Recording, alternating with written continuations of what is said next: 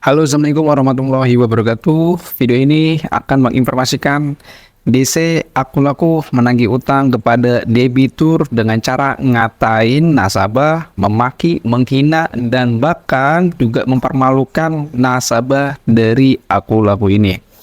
Jadi teman-teman tolong diperhatikan baik-baik informasi ini karena akan gue berikan juga solusi dan tipsnya ada juga. Dalam video ini juga akan gue tampilkan ya bagaimana seorang nasabah dia menggunakan tata cara yang salah dalam menghadapi DC menagih utang.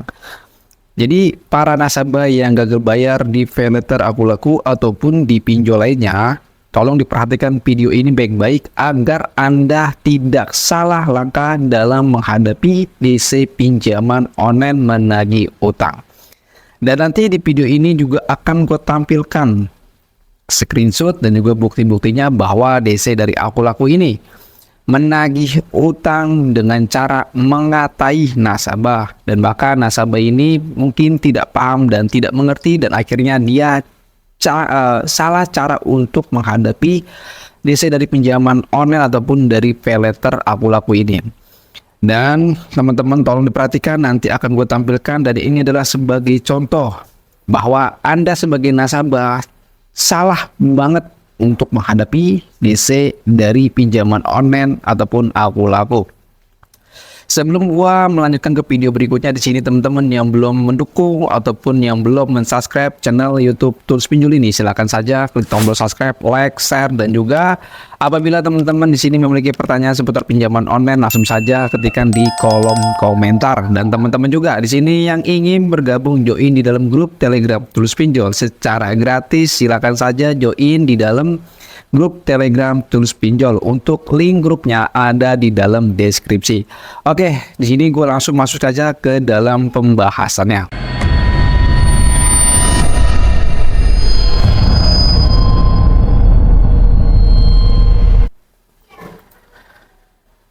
Di sini ada sebuah laporan dari anggota grup Telegram gua.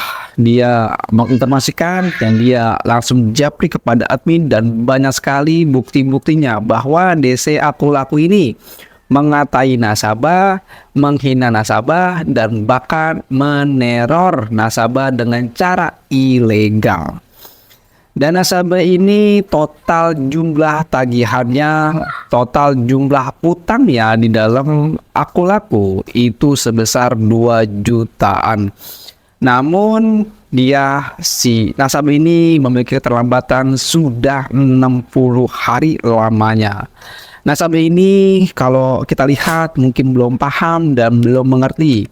Dan nanti di sini gua akan berikan pencerahannya, dan juga gua akan berikan solusi dan tipsnya. Jadi teman-teman tolong perhatikan juga. Dan setelah DC melakukan penagihan dengan cara ilegal, dengan cara-cara barbar, dengan cara-cara bergaya preman, nasabah ini menghadapi ataupun meladeni chat DC ini tata caranya salah banget. Nanti juga akan gua tampilkan bukti-bukti screenshotnya di sini. Dan kalian bisa perhatikan juga, nanti mungkin ada beberapa gambar yang akan gue sensor karena itu adalah identitas dari seorang nasabah Akulaku. Dan di sini akan gue bacakan langsung saja isi laporannya dari anggota grup Telegram gue, dan dia menginformasikan seperti ini. Kak DC Akulaku chat nggak enakan, aku minta nomor virtual akun nggak dikasih. Akhirnya dikasih. Katanya kata-katanya nggak enak. Setelah aku bayar, aku bales, chatnya dihapus, tapi aku screenshot. Takut dilaporin kali ya. Nah, tidak lama anggota grup Telegram gua dia memberikan sebuah screenshot percakapan nasabah dengan DC Akulaku ini. Oke, kita akan tampilkan isi screenshotnya dan kalian perhatikan di sini. Pertama, DC ini menagih utang kepada debitur ataupun nasabah seperti ini. Gua akan bacakan.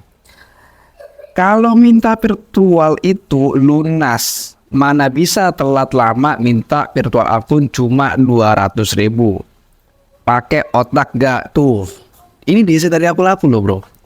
ngomong kepada nasabah, nagih kepada nasabah dengan menggunakan kata-kata pakai otak gak. Lanjut lagi, nasabah ini akan menjawab seperti ini. Oke, berapa virtual akunnya? Kata si DC-nya menjawab via apa? BCA, kata nasabah. Dan kemudian DC ini memberikan sebuah kode pembayaran virtual akun BCA dengan atas nama nasabah. Itu gua akan sensor. Dan di dalam virtual akun itu minta jumlah pembayarannya Rp647.000. Dan DC-nya juga memberikan kata-kata itu, dia bilang kirim bukti bayar sebelum pukul 17.00. Lanjut lagi, si nasabah ini dia bilang tolong ketikan supaya bisa di copy bro. Itu kata si nasabahnya. Lanjut lagi, si DC-nya itu memberikan virtual akunnya. Oke. Nah, setelah itu ya, nasabah ini memberikan bukti pembayaran. Ya, karena nasabah ini sudah melakukan pembayaran sesuai dengan nominal virtual akun, yaitu 647.000 sekian. Lanjut lagi, dalam screenshot pembayaran nasabah ini, dia dalam captionnya dibilang saya telah berhasil mengirimkan 647.000 sekian ke rekening kamu melalui CM Bank. Ya, kata nasabah seperti itu. Lanjut lagi, ya. Kata nasabahnya seperti ini. Mesti dipakai otak. Aduh. Kata nasabah seperti ini. Lunas ya. Jadi orang kerja yang barokah, jangan marah-marah, kayak ingat ucapan adalah doa. Itu kata nasabah. Nah, DC ini berkata kembali. Jadi orang ngutang tahu diri, jangan telat, harus diingetin 1000 kali baru bayar. Ingat, utang dibawa mati. Kata nasabah, setiap di WA saya selalu bayar dan saya cicil. Semua juga tahu bos. Nah, selanjutnya, ya tiba-tiba DC-nya ini menghapus semua pesan dia di dalam chat kepada nasabahnya. DC-nya ini menarik semua pesannya dalam obrolan kepada debitur ataupun nasabahnya.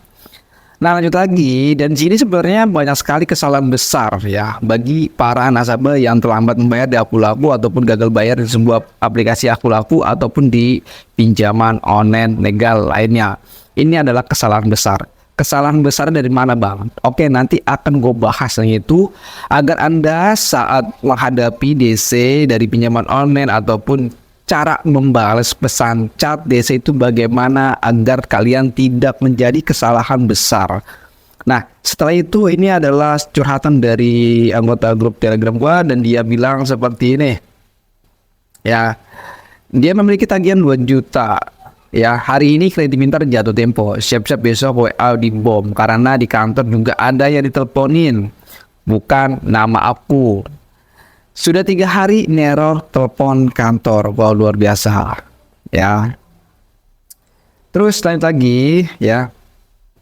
Ya, di situ mungkin segitu aja ya curhatan dari anggota grup Telegram gua. Ya, di sini akan gue berikan informasi dan juga edukasinya agar teman-teman ini tidak salah dalam membalas chat DC. Tidak salah dalam menghadapi DC-DC pinjaman online, menagih utang via WhatsApp, via telepon dan via email dan yang lain-lainnya. Tolong diperhatikan dan tolong didengarkan. Kesalahannya di mana bang? Kok saya bisa salah sih untuk menghadapi ataupun membalas chat DC dari pinjaman online? Yang pertama kesalahannya adalah kalian ini merespon chat DC. Yang kedua, di sini akan gue kasih contoh juga. Ya, kalian itu ketika dia ini menggunakan kata-kata kasar, kata-kata keras, kata-kata ancaman, kata-kata hinaan, lebih baik kalian blokir saja. Ya, ini kalian blokir saja. Yang kedua, ya, jangan minta keringanan kepada DC-nya itu. Jangan minta keringanan pembayaran kepada DC-nya itu ya. Yang seterusnya kalian itu ya, jangan menunjukkan bahwasanya kalian memang mau bayar. Ya, ini kesalahan besar banget. Kalau kalian menunjukkan bahwasanya kalian ingin membayar ataupun ingin melakukan pelunasan, maka DC ini akan semakin barbar dalam menagih utang pinjaman online kalian. Dan selanjutnya di sini juga kalian sangat fatal sekali, sangat salah besar sekali, yaitu adalah kalian mengirimkan bukti pembayaran. Ketika DC dari pinjaman online legal ataupun dari Pelter Aku Laku, DC-nya meminta bukti pembayaran. Ini jangan pernah kalian berikan. Boleh kalian berikan kepada DC-nya ketika Anda sudah melakukan pembayaran, namun setelah 3 hari, 2 hari, atau bahkan seminggu, ini status pembayarannya tidak berubah. Boleh kalian itu lapor kepada jasa dan memberikan bukti pembayarannya. Itu yang boleh. Tapi kalau DC-nya meminta bukti pembayaran, jangan pernah kasih. Kenapa bang? Jangan dikasih.